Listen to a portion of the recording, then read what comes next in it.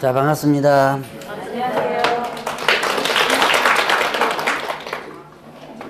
오늘 어디 할 차례예요?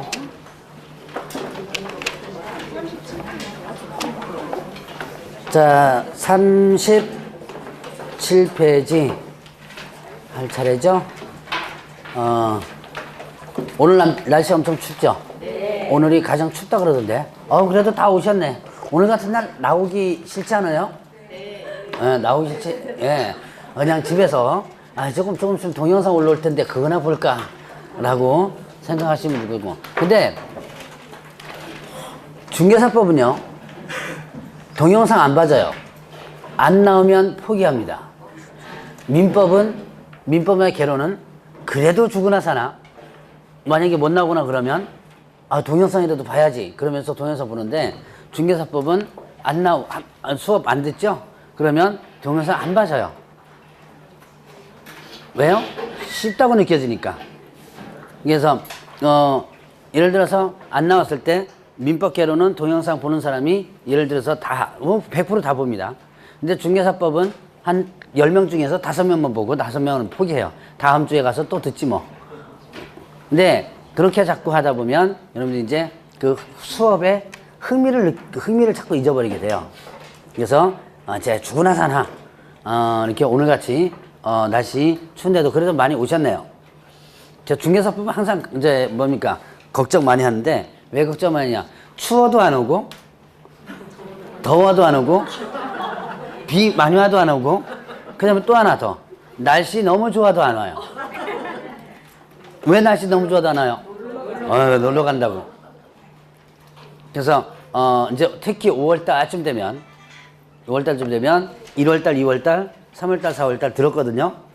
또 가면 또 똑같은 소리 들리는 것 같아요. 그러니까 어떻게 하냐면 이제 여기 이제 요즘들 이제 이렇게 좀 마음에 맞는 사람끼리 좀 어울려 다니나요? 이제 5월달, 6월달 되면 이제 같은 동네, 같은 아파트 뭐 이렇게 해서 한 5-6명이서 모여가지고 이제 스터디 그룹도 하고 그래요. 스터디도 하고 하는데 그때 이제 야 중개사법 시간에 수업하지 말고 우리 놀러 가자. 요즘 여기 광명은 어디로 많이 놀러 가요? 광명 동굴? 거기 괜찮아요? 가보셨어요 동굴? 좋아요? 놀러 갈 만해요? 한번 가봐야 돼. 저 한 번도 안 가봤거든요 거기. 네. 여름에 가면 좋아요? 그래서 이제 거기 가자 그래가지고 이렇게 몽탄거리로 요만큼 5명이 그 왜 탈모 원형 탈모 이렇게 그 머리 저거듯이 요만큼 수업 시간 요만큼 쏙 빠져버려요. 그럼 이제 저는 금방 압니다. 이게 세트로 이렇게 빠지면 세트로 어디 갔구나. 집에서는 뭐 한다고 나오고요. 학원도 나와가지고 그러니까 애 나올 일이나 똑같아요 보면. 학원 나와가지고 이제 이렇게 다른 데로 갑니다. 그렇게 하다 보면 결국은 나중에 시험 보고 나면 어떻게 돼요? 합격하면 참 좋은데 그렇게 해가지고 근데 그렇게 놀러 많이 다니시다 보면 결국은 수업 듣지 못하고 공부하지 못하다 보니까 다 미끄러지는 분들이 많아요. 그러니까 이제 올해는 저번 주에 제가 그랬죠. 올해는 어떻게 하나 죽었다 생각해요. 그냥 모든 것을 다 포기하고 1년만 포기하면 됩니다. 자, 오늘 이제 첫 번째 시간이 37페이지 나오는 부분인데, 자, 공인중개사 시험제도가 있어요. 자, 공인중개사 시험제도, 요거는 공인중개사 시험과 관련된 부분인데, 시험 문제 한 문제 정도가 늘 나오는 부분입니다. 그래서 시험 시행 기관 있죠? 자, 공인중개사 시험을 어떻게 시행하느냐 하는 부분입니다. 자, 일단은 시험 시행 기관, 시험 시행 기관이 있습니다. 자, 시험 시행 기관은 어떻게 된다? 원칙적 시험 시행 기관과 그 다음에 또 예외적 시험 시행 기관 이렇게 둘로 나눠져요. 그래서 원칙적 시험 시행 기관은 누구다? 시도지사, 시도지사. 그래서 시도지사 하면 느려서 표현은 뭐예요? 느려서 늘리면 특별시장, 광역시장, 도지사를 뭐라 한다? 시도지사라고 그러죠. 그래서 시도사. 그래서 공인중개사가 되고자 하는 자는 누가 시행하는 시험에 시도지사가 시행하는 시험에 합격해야 된다 그랬습니다. 그래서 얘가 원칙이고요. 자, 그 다음에 예외적 시험 시행관은 누구냐면 국토교통부 장관입니다. 자, 국토교통부 장관이 시험 수준의 균형 유지를 해서 어떤 해에는 시험 문제가 시도지사가 시행하는데 어렵게 나왔거나 어떤 해에는 쉽게 나왔거나 이럴 때 얘가 잡아가지고 조절하는 거예요. 균형 유지를 위해서 시험을 직접 시행하거나 출제할 수도 있다. 자, 일단 시험을 직접 출제도 할 수 있고요. 그 다음에 또 시행도 할 수 있어요. 이때 직접 출제하든가 시행하고자 할 때는 공인중개사 정책심의위원회, 저번 주에 잠깐 언급했었죠? 정책심의위원회 의결을 거치게 돼요. 자, 그래서 이게 옛날부터 지금까지 쭉 일단 오고 있는데, 그래서 옛날에는 어떻게 됐어요? 자, 시도지사가 시험을 시행하고 출제는 누가 했냐면 국토교통부 장관이 출제를 했었습니다. 그러니까 12회 때까지 어떻게 했냐면 자, 시험 접수를 어디서 했냐면 광명시는 광명시청에서 했더랬죠. 그래서 광명시청에서 일단 접수를 합니다. 옛날에는 그렇게 했었어요. 공무원들이 직접 접수했어요. 공무원들이 직접 접수를 하고, 그 다음에 출제는 누가 하고, 출제는 누가? 국토교통부에서 하고. 근데 이게 귀찮죠, 이게 귀찮아요. 자기네들이, 자, 공무원들이 허군날 시험 접수할 때마다 가가지고 대강당에서 이런 책상 갖다 놓고 이거 처리 짓고 하는 게 귀찮으니까 내가 할 일을 다른 기관에 맡겨버립니다. 그 맡기는 걸 뭐라 그럽니다?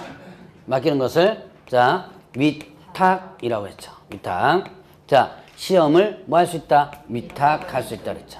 이때 위탁권자가 누구냐면 시험 시행 기관의 장입니다. 자, 이 용어를 여러분들이 일단은 보셔야 돼요. 시험 문제 한번 딱 나왔던 게 있었습니다. 자, 시험 시행 기관의 장, 시험을 시행하는 기관의 장이죠. 그러면 시험을 시행하는 기관은 어디였었어요? 시도지사 많이였나요? 국토교통부 장관도 시험을 시행하는 기관이었죠. 그러니까 이건 어떻게 하냐? 올해 누가 시험을 시행하는지 몰라요. 시도지사가 시행할 수도 있고, 그 다음에 또 국토교통부 장관이 시행할 수도 있는 거예요. 그래서 이거 둘을 묶어서 만든 용어가 뭐다? 이 둘을 묶은 용어가 시험 시행기관의 장이라고 합니다. 자, 그러면 이렇게 한번 문제가 이렇게 나옵니다. 자, 시험 위탁을 시도지사가 위탁한다. 이건 맞아 틀려요? 시험의 위탁을 시도지사가 한다. 틀립니다. 틀려요. 왜 시도지사가 한다 틀리냐? 이유. 국토교통부 장관이 할 때는요, 어떻게 할 거예요? 그럼 국장이 만약 시행한다면 위탁할 수 없는 상황이 발생되죠. 무슨 얘기인지 아시겠어요? 자, 만약에 시험 위탁을 국토교통부 장관이 한다. 그래도 틀려요. 왜냐? 시도지사가 할 때는 어떻게 돼요? 그래서 자, 시험 시행기관에 장하면 둘을 묶은 누구? 시도지사 또는 국장 둘을 묶은 표현이다라고 볼 수 있어요. 자, 요게 옛날에 시험 문제 한번 나왔었던 부분입니다. 자, 그러면 이제 이 시험 시행 기관의 장은 두 개를 묶은 것이다라고 보시면 돼요. 자, 그러면 이제 어디다 위탁할 수 있다? 공기업 또는 준정부기관이나 아니면 또 공인중개사협회. 자, 공인중개사협회에다가 위탁될 수 있다. 자, 공기업 하면 뭐를 떠올리면 되냐면 공기업 하면 공사 떠올리면 된다 그랬죠? 도로공사, 토지주택공사 떠올리면 되고요. 준정기관 하면 뭐냐면 여러분들이 공단 떠올리면 돼요. 공단 떠올리면 된다니까 여러분들이 어디 학원에 가니까 시화공단이요 그러던데 그것도 공단이죠. 그런 공단 말고 뭐냐면 산업인력공단 뭐 국민연금관리공단인 거예요. 자, 이거를 원한다. 준정부기관. 자, 정부기관에서 운영하는 산하기관입니다. 그래서 여러분들이 이런 공단에서 근무하는 사람들을 준공무원이라고 표현하게 돼요. 자, 바로 여러분들이 뭐 산업인력공단. 산업인력공단은 어느 부서 산하기관이냐면 노동부 산하기관이에요. 그래서 노동부 산하기관입니다. 산업인력공단은 거기에 현재 어떻게 돼요? 시험이 위탁되어 있죠. 왜 산업인력공단이 위탁됐을까요? 산업인력공단에서는 하늘이 다 뭐예요? 시험과 관련된 부분을 다 거기서 하죠. 그래서 지금 현재 국가시험은 거의 다 거기다가 90% 이상이 거기다 위탁되어 있습니다. 그래서 여러분들이 뭐 잘 알고 있는 법무사 시험이라든가 세무사 시험이라든가 그 다음에 저 주택관리사 시험 이런 것들이 모두 이쪽으로 다 위탁되어 있어요. 자, 그러면 어디에도 위탁될 수 있다? 공인중개사 협회에도 언젠가는 위탁될 수 있어. 자, 분명히 문구가 나왔죠? 자, 공인중개사 협회하면, 자, 협회하면 전문 직종이 모인 단체고요. 자, 그러면 공인중개사 협회는 누가 모인 단체다? 예, 네, 자, 여러분들이 자, 처음 공부하시는 분들은 이거 조심해야 돼요. 나중에 뒤에 가서 협회 부분에 가서도 일단 여러분들이 공부할 텐데, 공인중개사 하면, 자, 용어정 이거 뭐죠? 자, 공인중개사 용어정이 이 법에서 공인중개사 자격을 취득한 자죠. 자, 근데 공인중개사는 자격을 취득한 자입니다. 자격증 있는 사람이면 다 뭐예요? 공인중개사인데, 여기서 이 사람들은 그 자격 취득한 사람이 모이는 게 아니라 개업 공인중개사가 모인 단체예요. 자, 그럼 개업 공인중개사는 어떤 사람이죠? 개설 등록한 자죠. 그 사람들이 모인 단체다. 그러니까 여기에 만약에 위탁되면 시험 문제 쉽게 나온다, 어렵게 나온다? 네, 어렵게 나온다 그랬죠. 실제 제가 아마 11월 달에 주택관리사 예를 한번 들었을 거예요. 지금 주택관리사가 위탁은 지금 인력공단에 돼 있는데 출제권이 지금 주택관리사 협회로 가면서 되게 어려워져 있습니다. 그래서 언젠가는 어디에다가 협회로 위탁될 수 있다. 언젠가는 분명히 계속 가지고 오려고 그러는데 문제점이 있어요. 그래서 지금 안 넘겨줘요. 현재까지는. 일단 어떤 문제점이냐? 응시자가 너무 많아요. 응시자가 너무 많다 보니까 나중에 너무 어렵게 나왔다 그러면 순차적으로 어떻게 돼요? 폭을 줄여야 되는데 확 줄일 수 있죠. 자, 그래서 그런 조절 문제 때문에 그렇고, 또 하나 근본적인 또 문제가 하나 있어요. 협회가 두 개예요. 지금 현재 공인중개사협회는, 자, 한국공인중개사협회와 세대한공인중개사협회 해가지고 협회가 좀 두 개로 조직돼 있어요. 이거 통합돼야 되는데 나중에 이제 협회 부분에 가서도 좀 얘기를 했지만 두 개가 되다 보니까, 예를 들어서 넘겨주려고 하긴 했는데 두 개 중에 어디서 두 개 한꺼번에 같이 넘겨줄 수는 없잖아요. 그러니까 어디에다가 넘겨줘야 될지 모르는 거예요. 그래서 아직까지는 이쪽에 넘어오지 못하고 있습니다. 근데 협회가 하나로 다시 통합되고 하면 분명히 이쪽으로 다 넘어갈 가능성이 높아요. 그러니까 이쪽으로 넘어가기 전에 어떻게 된다? 열심히 공부하라. 열심히 공부를 해줘야죠. 자, 그러면 이제 원칙, 예외, 위탁 이렇게 됐습니다. 자, 그러면 이제 응시 자격을 보죠. 응시 자격은 뭐라 했죠? 나이 불문, 그 다음에 또 국적 불문. 나이 불문 누구도 볼 수 있다? 네. 미성년도 볼 수 있죠. 자, 그 다음에 국적 불문 누구도 볼 수 있다? 외국인도 볼 수 있다 했죠. 자, 그런데 이제 여기서 응시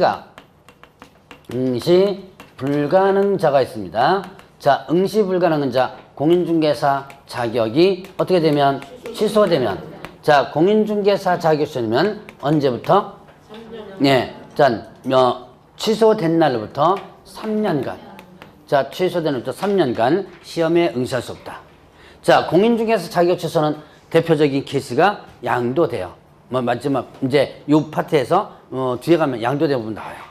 자, 그래서 양도돼요. 자격증 빌려주다 걸리면 3년 동안, 일단 취소되고 3년 동안 시험을 못 보게 돼요. 자, 그 다음에 또 뭐가 있었다? 부정행위자가 있었죠? 부정행위자는, 자, 그 시험을 무효합니다. 자, 부정행위자가 누구라 그랬어요?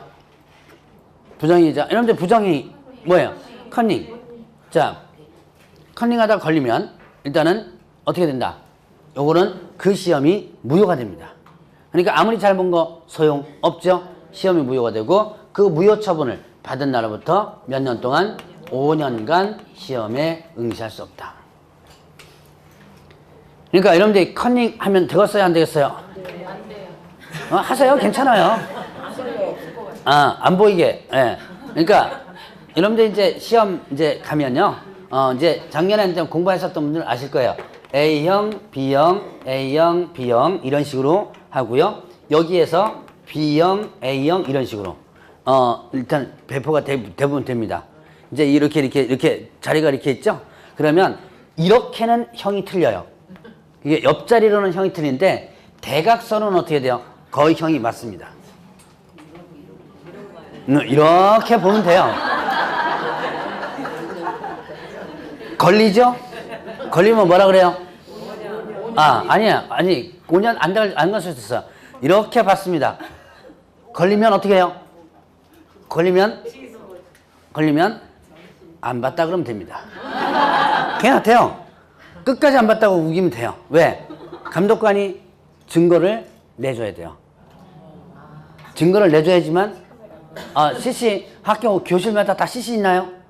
CC가 있으면 제가 얘기한 게 문제가 좀 틀려집니다. 근데 대부분 교실에 CC 없어요. 있는 거 한번 보고요. 나중에 들어가서 있는 거 한번 보고 대부분 없어요. 여러분들이 뭐 중학교, 고등학교 교실 가보세요. 거기 CC 없죠?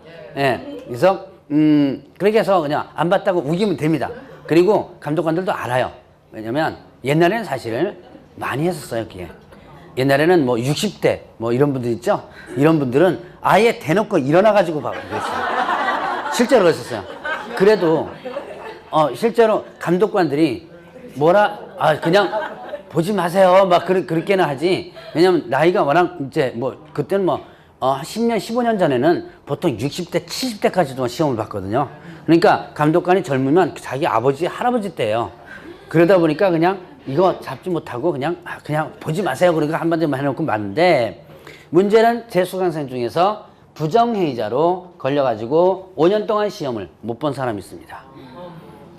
뭐가냐면 컨닝 페이퍼를 만들어 가면 절대로 안 됩니다. 자, 제가 금방 뭐라 했어요? 이렇게 봐도 된다 그랬죠? 왜? 우기면 돼요. 안 봤다고. 왜? 카메라 갖고 뭐 하는 거 아니니까. 그리고 막 겉에서 소리가 나죠? 그런 교실에서 그러면 이제 옆에서 막 뭐라 그럽니다.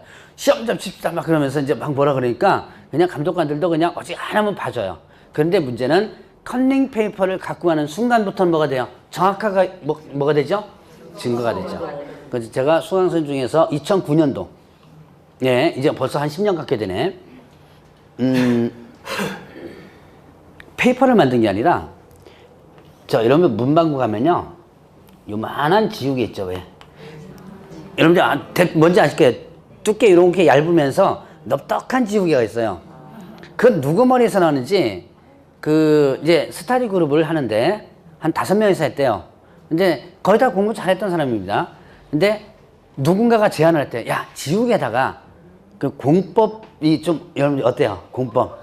예, 어렵죠? 그래서 공법을 깨알같이 써가지고 갑니다.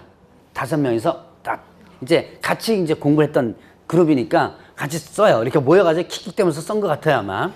예. 그러니까 여러분들 아마 재밌죠? 왜 그런 거 쓰면은. 근데 문제는 이게 이제 나이 들면 이 부주의가, 여러분들이 이런 거 갖고 가면 어떻게 돼요? 가능하면 한쪽에는 이제 이렇게 뭐를 쓴 거예요. 한쪽에는 공법 암기 노트 같은 거 있죠? 쓰고 한쪽에는 안 쓴 거예요. 그래서 어떻게 나요? 뒤집어 놓은 거죠. 근데 수강생 한 명이 이거를 무의식적으로, 예, 이렇게 해놓은 거를 쓴 걸 이렇게 놔버린 거예요. 그러니까 무의식적으로 그러는 거예요. 그런데 감독관이 가끔씩 지나다니거든요. 그리고 이렇게 여기서 보면 이제 이렇게 보여요. 이렇게 뭔가 새카만 게 있는 게 보여요. 그래서 슬 가가지고 살짝 들어보니까 써놓은 거죠. 그 자리에서 시험 문제 가고 OMR 카드 압수시킵니다. 그거가 뭐가 되는 거예요? 증거가 되고, 그 다음에 또 이제 교무실로 데리고 나가요. 교무실로 가면 자술서 쓰거든요. 이게 확인서 써요. 써가지고 그다음부터는 이제 그 시험이 그 자리에서 뭐가 되는 거예요? 무효가 되는 거죠. 그래가지고 근데 그 5명 있었는데요. 한 반에 3명이 같이 들어가고, 이제 학원에서 접수하면 대부분 한 학원 수강생들이 이렇게 한 반에 왕창 있거든요. 그러니까 한 반에서 3명이 들어갔고, 옆 반에만 2명이 들어갔나? 근데 나만 안 쓰고 쟤 다 썼는데요. 이거 할 수 없잖아요. 그러니까 혼자서 그냥 감수하고 이게 5년 동안 시험을 진짜 못 보는 사례가 있었어요. 근데 이 양반이 공부를 되게 잘했던 사람이에요. 제가 1차 과목이 70점대가 9월달 모의고사에 평균 70점대가 넘게 나왔고, 중개사법 같은 경우는 제가 이제 9월달 모의고사 되게 어렵게 내거든요. 동형 모의고사를. 그런데도 거의 70점에서 80점대가 올라오는 점수가 되게 좋았는데, 거기에 흡수력에서 하는 바람에 됐었어요. 근데 그 양반이 또 하나가 현재 업을 하고 있던 사람이에요. 동업, 조금 이따가 이제 동업 관계를 얘기할 겁니다. 업을 하고 있던, 공인중개사 데려와가지고 하고 있던 사람이라서 상당히 좀 억울했었어요. 근데 어쨌든 지금은 그래도 다시 5년 지나가지고 합격해서 지금 업을 하고 있습니다. 지금 어디서 하냐면 남양주에서 지금 하고 있어요. 그래서 여러분들이 절대로 이렇게 하면 안 된다. 그러니까 페이퍼는 만들어 가지 마세요. 그래서 자, 일단은 부정의로 걸리면 어떻게 된다? 5년간 일단은 시험 못 본다. 자, 이제 그거 말고 또 부정의자가 또 케이스가 있어요. 여러 가지인데 뭐 대리시험도 있고요. 대리시험은 제가 직접적으로 이제 확인을 못 했는데 있다고는 종종 들어요. 근데 대리시험은요, 여러분들이 생각하지 마세요. 일단은 상대편이 공부를 되게 잘해야지만 됩니다. 괜히 쓸데없이 돈 주고 대리시험자 하나 했다가 공부 못하면 떨어지고 걸리고 골치 아파요. 그 다음에 또 하나 이제 시험지가 유출된 사례도 있었어요. 이제 그거는 3월 달에 한번 얘기를 해드리죠. 자, 어쨌든 지금은 어떻게 한다? 부정의를 하게 되면 5년간 이렇게 됩니다. 자, 그러면 이제, 응시자에 대한 부분 받고, 그 다음에, 지금 여러분들 39페이지에 보면, 일단은 시험 실시 방법인데요. 자, 요거는 일단, 시험 문제는 잘 안 나와요. 근데, 1월 달이니까 잠깐 언급을 하고 일단 가겠습니다. 자, 일단 1차 시험과 2차 시험을 구분하여 시행한다고 했어요. 자, 구분 시행입니다. 자, 이게 뭐예요? 1차와 2차를 따로따로 보는 거예요. 많은 시험이 이렇게 하죠. 1차 시험 합격하면 어떻게 된다? 자, 합격자를 대상으로 해서 2차 시험. 주택관리사가 대표적으로 지금, 한 4년, 5년 전부터 1차, 2차를 분리해서 시행합니다. 그래서 이제 주택관리사 같은 경우는, 1차 시험이, 7월 달이고 2차 시험이 9월 달이에요. 자, 공인중개사 시험도 이렇게 1차와 2차가 구분해서 시행하는 원칙인데, 여러분들이 이제 알고 있는 것이 어떻게 돼요? 같은 날 보죠? 그래서 예외적으로 동시에 실시할 수 있다. 그래서 평가는 구분해서 합니다. 자, 1차와 2차를 평가를 구분해서 한다는 것은 1차는 1차대로 평가하고 2차는 2차대로 평가하는 거죠. 그러니까 어떻게 돼요? 이제는 2차 점수가 1차로 절대로 안 넘어간다. 그러니까 1차 여러분이 열심히 공부를 하라 그랬죠. 자, 그러면 이제 이렇게 예외적으로 동시에 실시할 수 있는데 같은 날 1차와 2차를 같이 보게 됩니다. 그러면 1차 시험 불합격한 자 2차 시험 뭐가 된다? 무효다. 제가 아마 공부하는 방법 할 때 잠깐 얘기를 했었죠. 그러니까 아무리 2차 잘 봐도 뭐가 안 되면 1차가 안 되면 이건 뭐 여러분들이 다 상식적으로 이제 알고 있을 거예요 아마. 그래서 주고 나서나 언제까지는 4월 달까지는 일단은 1차에 집중을 하라 그랬죠. 자, 그러면 이제 이런 경우 있죠. 1차를 합격합니다. 2차가 안 됐어요. 그러면 1차 시험을 면제하죠. 어떻게 면제한다 그랬죠? 다음 회 시험에, 다음 시험이 아니고 다음 회 시험에 면제한다 그랬어요. 자, 다음 회 시험에, 자, 28회 때 1차 합격하면 28회 때 하면 29회 때 일단은 되는 거죠. 자, 그러면 이제 그 다음 페이지에 보면 이런 게 있습니다. 자, 시험 방법 보죠. 1차 시험은 선택형을 출제하는 원칙으로 하되 주관식 단답 등 기평을 가미할 수 있다. 선택형이는 여러분 오지선다형 이거죠? 선택형. 다음 중 틀린 거 옳은 것을 고르시오. 주관식 단답형 기평이 뭐예요? 괄호 쳐가지고 어떻게 한다? 자, 다음 괄호 안에 써 넣으시오. 이런 거예요.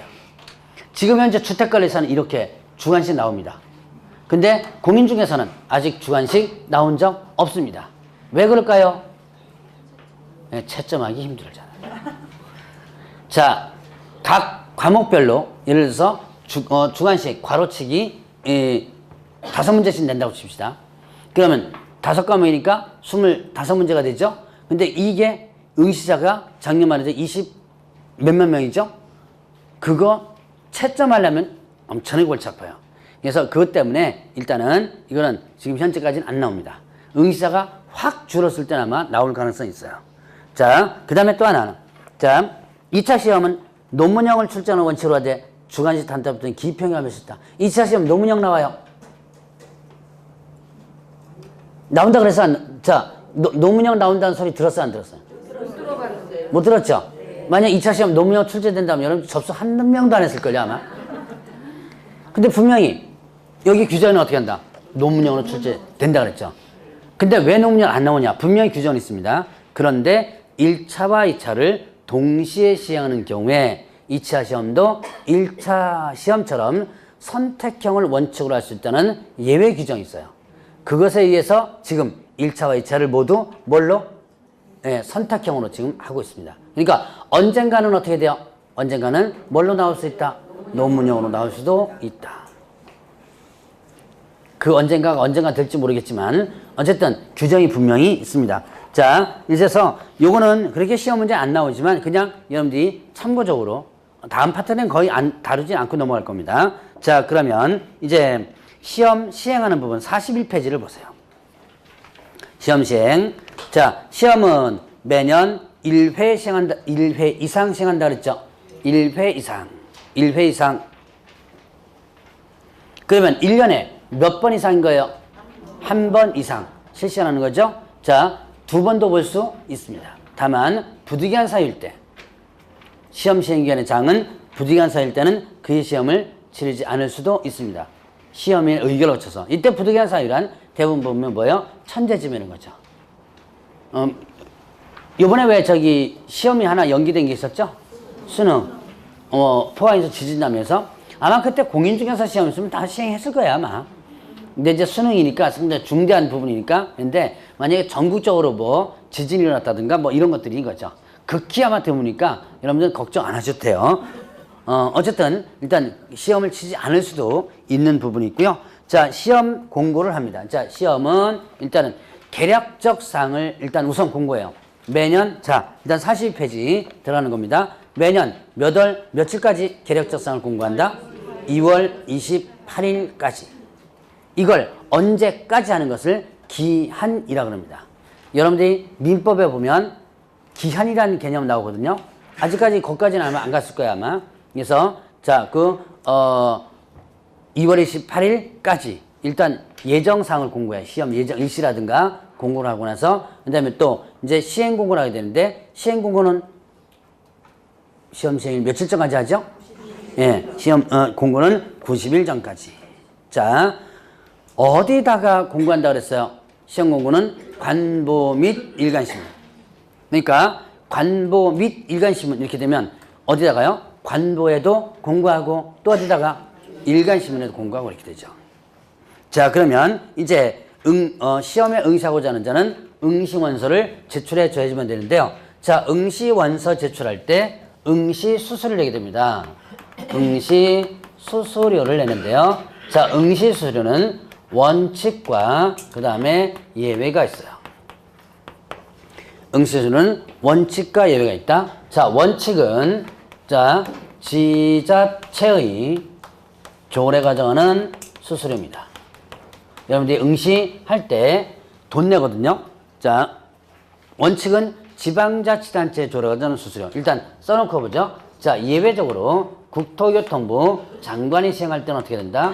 자, 국토교통부 장관이 결정 공고하는 수수료고요. 자, 그 다음에 위탁했을 때는 위탁받은 자가 위탁을 받은 자가 위탁한 자의 승인을 얻어서 결정권을 수수료 낸다. 자, 수수료 부분도 시험 문제 한번 나왔던 부분입니다. 자, 문장이 바뀔 수 있고요. 문장 바뀌어서 나오면 여러분들이 나중에 되게 헷갈립니다. 1월달과 2월달은 제가 이런 문장이라든 바뀌는 연습 같은 걸 안 하는데 3월달부터는 이제 연습시킬 거예요. 그러면 이제 열 팍팍 받습니다. 이 문장 바뀌는 거 연습하기 시작하면 여러분들이 이제 아는 것도 까먹을 정도로 이제 헷갈리기 시작해요. 그 이제 꾸준하게 계속 연습을 해줘야 되는데, 자, 일단 여기서는 지금 기본 개념을 보죠. 자, 여러분 응시할 때 돈 내고 응시합니다. 여러분 시험 응시할 때 돈 거의 다 내죠. 그 뭐 어떤 시험이건 간에 다 응시수료가 있어요. 자, 그 응시수료가 원칙과 예외가 있는데 원칙은 지방자치단체 조례 정하는 수수료예요. 자, 왜 지자체 조례로 정하는 수수료냐? 이유, 원칙적 시험 시행기관이 누구죠? 원칙적 시험 시행기관이 시도지사죠. 그러니까 시도지사가 시행할 때는 어떻게 한다? 지방자치단체 조례죠. 왜? 시도지사는 지자체죠. 자, 그러니까 조금 더 세부적으로 하면 이제 지자체 조례 중에서 광역 조례인 뭐예요? 시도 조례가 되는 거예요. 근데 시도 조례라고는 굳이 기억할 필요 없이 완전 지자체조례 이렇게 하면 됩니다. 자, 그 다음에 국토교통장관이 어떻게 돼요? 직접 시행할 수 있죠. 이럴 때는 국토교통장관이 결정 공고는, 그 다음에 위탁할 수 있죠. 위탁하게 되면 위탁 받은 자가 위탁한 자의 승인을 얻어서 규정 수수료. 자, 다시 한번. 위탁을 하게 되면 위탁을 받은 자가 한 자의 승인을 얻어서 결정후 수수료죠. 지금은 위탁돼 있지요. 위탁돼 있으니까 여러분들이 지금 낸다면 요거를 내는 거예요. 자, 그래서 요즘은 그래도 1차와 2차 분리해가지고 금액이 나옵니다. 자, 그래서 이렇게 수수료를 냅니다. 자, 이제 응시원서 제출할 때 이런 식으로 응시 수수료를 내게 되는데, 이 응시 수수료를 내고 나서 중간에 응시 의사를 뭐 하게 되면, 철회하게 되면, 응시 의사를 철회하게 된다면 이때는 어떻게 된다? 이때는 응시 수수료의 전부 또는 일부를 반환하여야 한다고 했어요. 중간에 어떻게 포기하는 거죠? 그러면 전부 또는 일부를 반환한다. 자, 그 반환 기준이 여러분들 교재에 있게 되는데, 자, 반환 기준 보면 40페이지에 맨 밑에 부분이 있었죠? 밑에 부분에 보면 반환 기준 한번 볼까요? 반환 기준 어떻게 돼요? 자, 응시수를 뭐 하게 되면 과오납하게 되면, 자, 과오납 더 낸 거죠. 실수로 더 낸 거예요. 그러면 어떻게 된다? 과오납의 전부. 과오납의 전부. 자, 더 낸 것만 이렇게 반환해줘요. 자, 그 다음에 시험시행기관에 귀책사유로 응시하지 못했을 때는 어떻게 된다? 시험시행 귀책사유로 응시하지 못했다 그러면 수수료 전부. 근데 이건 문제가 심각하죠. 나는 접수했는데 접수 받는 부분에서 접수가 안 된 걸로 돼 있죠? 그러면 한해 농사 완전히 망치는 거죠. 이게 뭐 망치는 거 정도가 아니죠, 이거는. 이건 손해배상 청구 단단히 해야지만 됩니다. 근데 어쨌든 지금 현재 규정상으로는 어떻게 돼요? 돈, 수수료 다 주겠다 하죠. 뭐 다 적었죠. 몇만 안 됩니다. 자, 어쨌든 귀책사유로 응시하지 못했다 그러면 수수료 전부. 자, 그 다음에 또 이제, 자, 접수기간 마감일 다음 날부터, 자, 접수기간, 접수기간 내부터죠.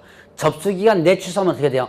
접수기간 내 취소하면 수수료 전부. 이렇게 되고요. 그 다음에 접수기간 마감일 다음 날부터 며칠이었죠?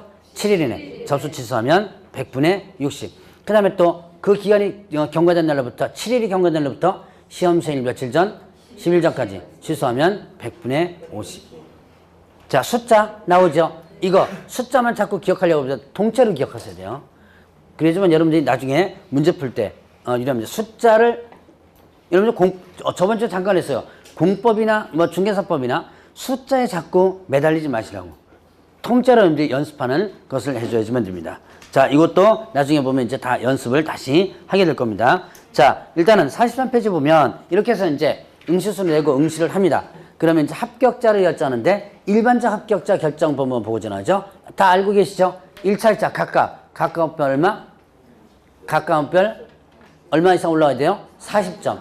그 다음 평균 60점 이상이면 합격이 되죠. 현재는요. 자, 그러면 이제 합격자를 공고합니다. 누가 합격자 공고한다? 누가 합격자 공고? 시험 시행기관의 장. 시험 시행기관의 장이 시험을 쳤죠. 그러니까 시험 시행기관의 장이 합격자가 결정된 때 합격자를 공고해야 되는 거예요. 그러면 자, 이제 합격자 공고됐습니다. 그럼 어떻게 한다? 자격증을 일단은 교부를 해줘야지만 됩니다. 자, 자격증 교부. 자, 여기서 이제 중요한 부분 나옵니다. 자, 자격증 교부 하는데 자격증 교부는 누가 한다? 시도지사가 하게 됩니다. 자격증 교부는 시도지사가 한다. 자, 원칙적 시험 시행기관인 시도지사가 해도 시도지사가 교부하고요. 국장이 시행해도 누가? 시도지사.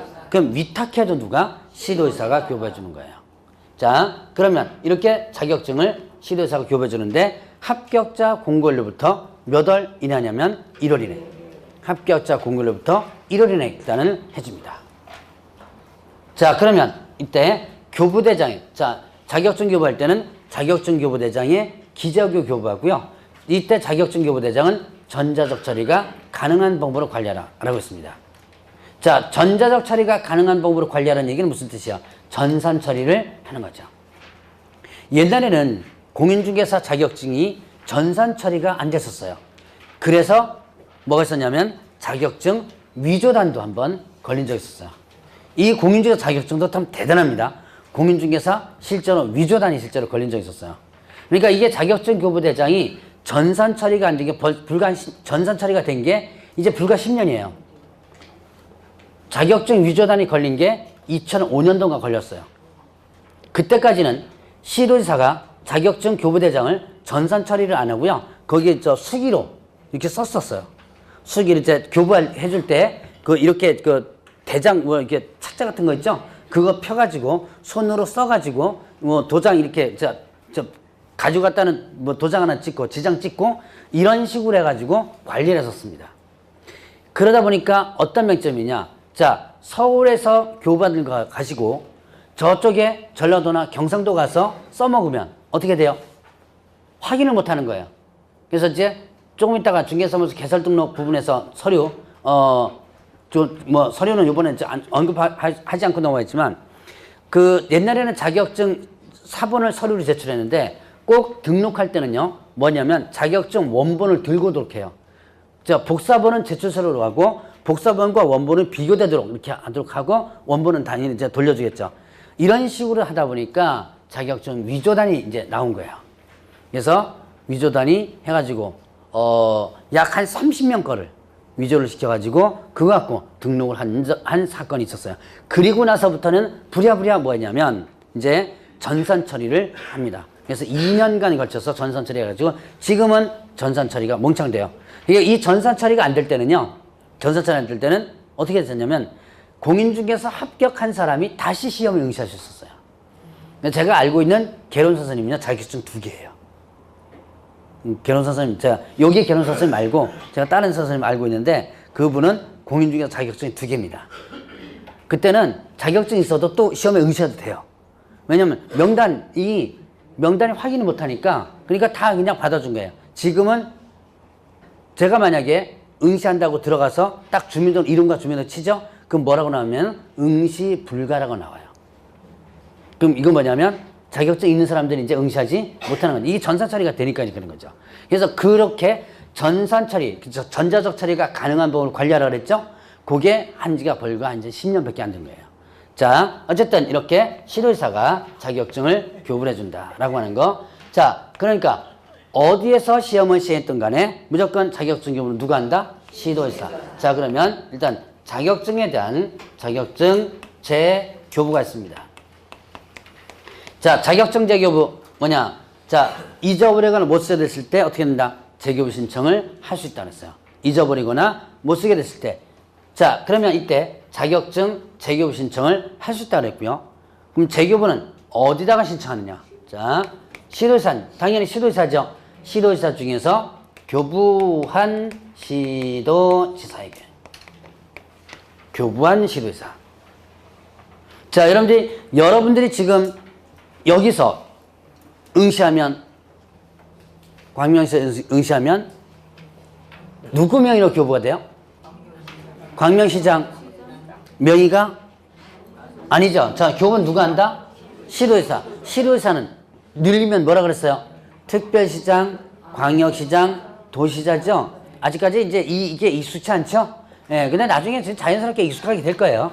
그거 못했다고 뭐 자책할 필요 없어요. 이거는 공부하다 보면 자연스러워져요. 자, 그러면 특별시장, 광역시장, 도시사니까 여러분들이 광명시에 응시하면 뭐가 되는 거? 누구 명의로 교부되는 거? 경기도 지사 명의로 교부됩니다. 혹시 여기 계신 분 중에서 주소지가 경기도 밖으로 계신 분 계세요?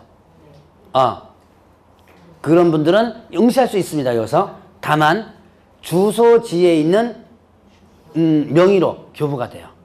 그러니까 만약에 여기에서 응시했는데 주소지가 주민등록지를 얘기하는 거예요. 주민등록지가 만약 서울이라면 여기서 응시했어도 서울특별시장 명의로 교부가 됩니다. 그러면 그거만 일단 참고적으로 하면 돼요. 제가 저쪽 인천에서 강의할 때는 주소지가 경북 어디야? 경북 안동인가? 이 주소지가 거의 돼가지고 자격증 받으러 경북까지 간 적이 있었어요. 하기가 저걸로다가 택배로다가 요즘 서비스가 되는데 겸사겸사해서 받으러 갔다 그러더만요. 그래서 그렇게 여러분들이 참고적으로 알아두시고 어쨌든 자 자격증 재교부는 누가 한다? 교부한 시도사. 여러분들이 경기도지사 명의로 교부를 했는데 전라도나 아니면 경상도로 이사 갔어요. 갔는데 자격 잊어버렸죠. 어디까지 올라와야 돼요? 경기도까지 올라와주시면 됩니다. 자, 그러면 이때 재교부 신청 할 때, 자, 이때도 마찬가지로 지자체의 조례로 정하는 뭘 낸다? 수수료를 내게 됩니다. 자, 이제 자격증 재교부까지를 한번 봤어요. 자, 그러면 이제 또 이 파트에서 또 시험 문제 잘 나오는 게 뭐냐면 자격증 양도되어 양수금지. 자, 자격증에 대한 양도, 그 다음에 대여, 그리고 뭐를 금지한다? 양수를 금지한다. 자, 그러면 자격증에 대한 양도 대여가 뭐예요?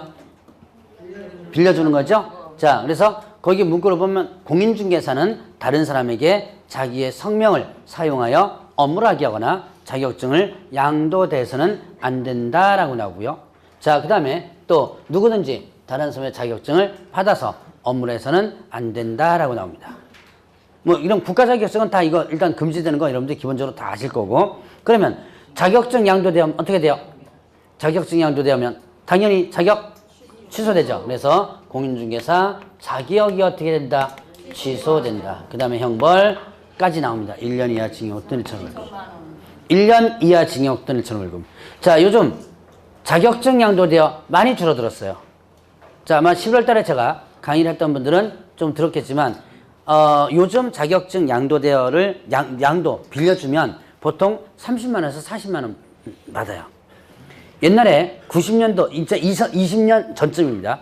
90년도 중반까지만 해도 100만 원에서 120만 원 받았던 게 얘네는 100만 원, 120만 원 받았어요. 그 불과 20년 전에. 그 20년 전에는 가치가 이렇게 올라오면 더 올라가야 되는데 어떻게 왜 떨어졌어요? 예. 자격증이 너무 많다 보니까 희소성이 아무래도 적어졌죠? 그래서 이제 이렇게 30만 원, 40만 원 하는데 그거 받겠다고 그거 받아서 애 유치원비 보태겠다고 하면 안 된다 그랬죠? 예. 이거 여러분들이 이제 공직자 자격을 취득하면 여러분들 스스로 자정을 해줘야 돼요. 그래서 그 돈 받겠다고 했다가 나중에 집안 망하는 거 제가 많이 봤습니다. 일단 걸리면 어떻게 되고요? 자격 취소된다. 그럼 취소되지 뭐. 어차피 나 안 할래. 취소해요. 형벌 1년 이하 징역 또는 1,500원, 1년 이하 징역을 가거나 1천만 원 이하 벌금입니다. 근데 자격증 빌려줬다고 해서 징역 보내는 거 제가 아직 못 봤습니다. 징역 보내는 거 아직 못 봤어요. 제가 아는 한. 그러면 대부분 뭐 벌금형 물게 된다. 보통 한 600만 원 선에 벌금형 나옵니다. 벌금형 물지 뭐. 여러분 돈 많죠? 돈 많죠? 예, 벌금은 물으면 돼요. 예, 600만 원 주면 됩니다.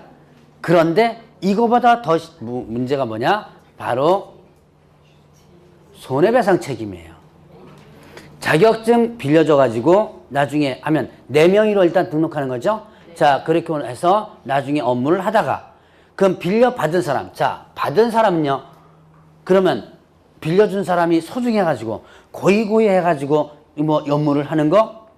아니죠. 언젠가는 잔뜩 한 다음에 들고 튀는 경우 많습니다. 제가 일단 아는 수강생 중에 하나는 3억 5천 날렸어요. 인천 쪽이 그 공단 쪽에서 공장 전문으로 공장 전문 좀 배우겠다고 하다가 3억 5천 날렸어요. 그거는 이제 양도대여보다는 조금 이따가 제가 설명할 동업관계에서 이게 사례지만 어쨌든 그나기나 비슷해요. 그래서 가장 여러분들이 타격 입는 게 뭐냐면 바로 손해배상. 얘가 만약에 해먹고 들고 튀면 당연히 누가 배상 책임을 있어요? 네, 개업 공인중개사가 배상 책임이 있죠. 상당히 많은 사례가 나와요. 뭐 2, 3천은 제가 많이 들었어요. 수두룩히 들었습니다. 그래서 큰 건으로 봤을 때는 3억 5천 가지인데 실제로 얘기 들리는 거 보면 거의 10억대까지도 날리고 가지고 문 닫고 실제로 전 가족이 도망간 적도 있었어요. 그런 사례들이 나온다. 그러니까 여러분들이 절대로 뭐 하면 안 된다? 자격증 빌려주면 안 됩니다. 그래서 점차 자격증 빌려주는 게 점점 이제 줄어들고 있어요. 그래서 이거는 여러분들 스스로 자정을 해줘야지만 돼요. 그러니까 빌려주면 월 50만 원, 40만 원이 중요한 게 아니라 했죠. 나중에 그거보다 더 꽃배기로 나한테 날라오는 부분이 있다. 자, 그러면 이제 이렇게 빌려주면 자격 어떻게 되고요? 취소되고 1년 이하 징역 또는 1천 월급 형벌도 받는데 준 사람뿐만 아니라 누구도 받은 사람도 1년 이하 징역 또는 1천 월급이에요. 그러니까 준 자 받은 자 모두 어떻게 돼요? 1-1. 준 자 받은 자 모두 1년 이하 징역 또는 1천 월급이 되죠. 자, 그래서 제가 이제 이 상황을 한번 11월 달에 있었던 건 한번 들었을 거예요. 자, 다시 한번 설명하죠. 자, A는 공인중개사 자격증을 가지고 있고 B는 공인중개사 자격증이 없습니다. A는 자격증만 있고요. 돈도 없고 경험도 없고. 자, 돈은 많을 수도 있어요. 근데 경험이 없으니까 쉽게 어떻게 돼요? 덤벼들지 못하죠. 자, 그 다음에 B는 뭐만 없는 사람? 자격증만 없는 사람. 돈도 많고 경험도 많아요.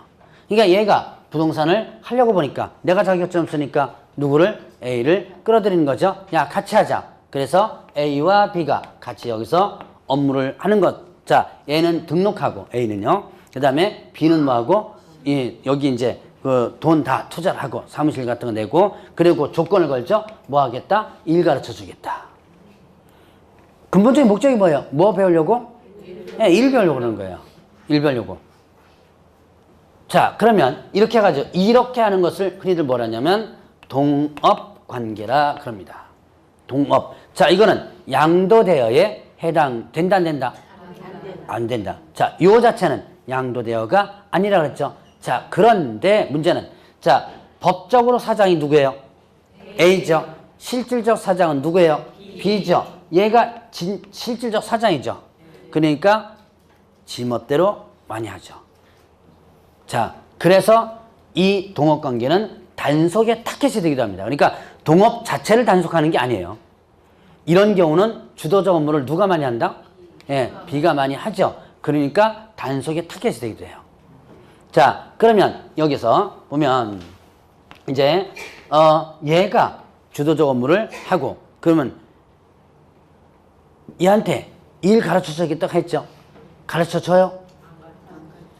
자, 이거는 여러분들이 만약에 B 입장이 됐습니다. 마음 좀 굳게 쓰세요. B 입장이 됐어요. 그럼 대부분 여러분들도 어떻게 돼요? 안 가르쳐줘요. 안 가르쳐줘요. 왜 안 가르쳐줘요? 이유. 잠재적 경쟁자고요. 얘가 배워가지고 옆에다 차려요. 아니면 길 건너다 차리고 한 브록 뒤에다 차려도 한 브록 더 뒤에다 차리더라도 어떻게 된다? 다 경쟁자가 되는 거죠. 그 다음에 또 하나는 얘가 일 가르쳐주면 6개월 만에 나가버려요. 그럼 얘는 또 다시 또 자격증을 또 구해야죠. 그러니까 이런 것 때문에 일을 잘 안 가르쳐주는 거예요. 실제로 제가 실무교육 강의를 예전엔 지금은 실무교육 강의를 안 가는데 예전에 실무교육 강의를 가보면 이렇게 해가지고 이렇게 해서 1년 동안 내가 한 일은 계약서를 써주는 일, 쓰는 일이 아니고 써주는 일, 써주는 일. 이게 무슨 얘기예요? 얘가 협상 다 해와요. 다방 가가지고 다방 가서 협상 다 해옵니다. 그래가지고 그 뭐 계약금까지 다 한 다음에 그 다음에 여기 와서 이것만 치는 거예요. 계약 쓰는 일이 아니고 써주는 일만 하고 손님 오면 뭐 해주는 거? 예, 커피 타다 주는 거. 저번 주에 이거 보조라 그랬죠? 예, 그거 1년 동안 하고 나온 사람이 수두룩합니다. 배운 게 그거밖에 없다. 그래서 여러분들이 가능하면 이런 것들은 여러분들이 가능하면 하지 마시라. 이때 여기서 사고가 많이 나요. 제가 아까 인천에 있는 부분에서 개업공개사가 3억 5천짜리 사고 친 게 이거예요. 동업관계. 나는 뭐 배우고 싶었어요? 공장 중개해주는 거 일배우러 갔다가 졸지 완전히 바가지 쓴 사례가 실제로 한번 있었어요. 그래서 가능하면 이 동업관계 일단 하지 마시고 저는 개인적으로 산다 보면요. 금전적으로 문제가 크게 없고 내가 당장 먹고 살아야 될 상황이 아니라면 일단 맨 땅에 헤딩하라 그래요. 사무실 일단 무조건 차려놓고 그 다음에 뭐 벌벌거리면서 여러분들 처음에 이제 계약서 쓸 때는 손이 덜덜덜 떨린다 그래요. 이제 그렇게 한번 해보면서 경험을 쌓는 게 좋다라는 얘기를 일단 많이 합니다. 자, 어쨌든 이렇게 하는 것은 일단 동업관계다라는 거. 자, 그래서 자격증 양도되어 양수를 금지. 자, 요거는 시험 문제 상당히 잘 나오는 것 중에 하나입니다. 자, 그러면 이제 또 하나. 자, 공인중개사. 공인중개사가 아닌 자가 있습니다. 얘는 공인중개사. 공인중개사 또는 이와 유사명칭, 유사명칭에 대해서 사용을 어떻게 한다? 금지한다. 자, 공인중개사 또는 이화설명칭 사용하지 못한다. 누가요? 공인중개사가 아닌 자. 공인중개사가 아닌 자가 누구예요? 자격 취득하지 않은 자. 자, 저번 주에 제가 연습을 시켰습니다. 공인중개사는 누구예요? 이 법에서 공인중개사 자격을 취득한 자. 그럼 공인중개사가 아닌 자는 자격 취득하지 않은 자를 얘기한다 그랬죠. 그러니까 자격증 없는 사람이 공인중개사 명칭 쓰거나 이와 유사한 명칭 썼다 그러면 어떻게 된다? 바로 요거는 위반하면 1년 이하 징역 또는 1천만 원 이하 벌금입니다. 유사한 명칭 사용 위반하면 어떻게 된다? 1-1. 자, 그러면 여기서 관련된 이제 판례 하나 나오는데 이런 내용을 합니다. 자, B가 실질적 사장이죠. 실질적 사장이니까 얘가 자기가 사장이라고 표시를 해줘야 돼요. 지가 사장이니까. 그래서 명함에다가 뭐라고 써다닌다? 대표 누구누구 이렇게 써가지고 다닌다면 요게 바로 뭐가 된다? 유사명칭 사용금지에 해당된다라고 했었죠. 자, 요런 시험 문제 많이 나왔던 판례도 있습니다. 자, 그러면 이제 요까지가 이제 공인중개사 시험 제도예요. 그러면 여러분들 교재 46페이지 중개업 등록 좀 쉬었다 하셔야죠.